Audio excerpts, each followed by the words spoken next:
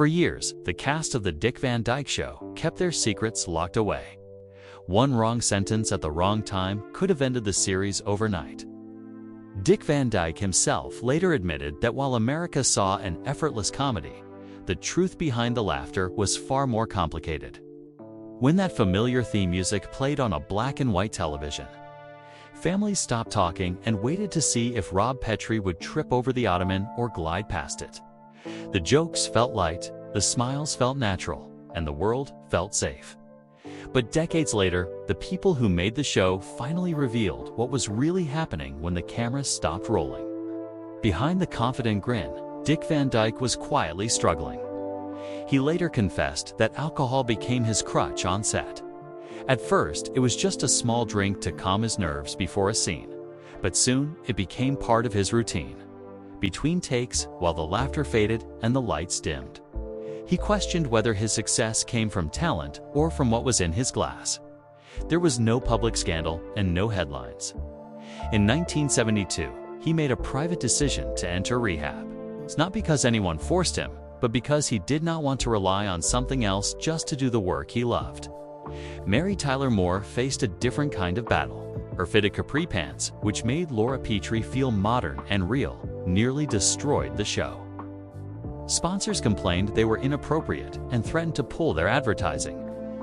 In that era, losing a sponsor meant instant cancellation. Quiet negotiations saved the series, and Laura kept her pants. Years later, Moore said she was not trying to make a statement. She simply wanted to look like a real woman at home. That small choice helped change how women were shown on television. Even the most famous moments of the show were accidents. Director John Rich once admitted the legendary Ottoman Falls existed only because he was rushing to a dinner date. He asked Dick Van Dyke to try tripping, then avoiding it, then lightly clipping it.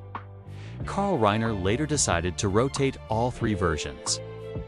What became a beloved tradition started as a few hurried minutes on set. The show also reflected the strange rules of its time. Rob and Laura slept in separate beds because network standards demanded it, even though they were married. Carl Reiner argued that real couples did not live that way, but television was expected to be cleaner than real life.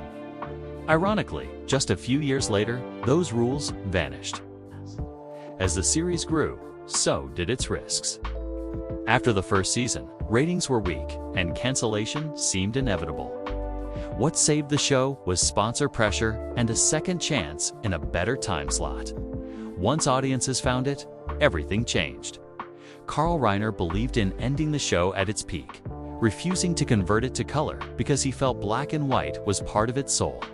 What keeps the Dick Van Dyke Show alive is not perfection, but humanity. The mistakes, doubts, and quiet struggles made it real.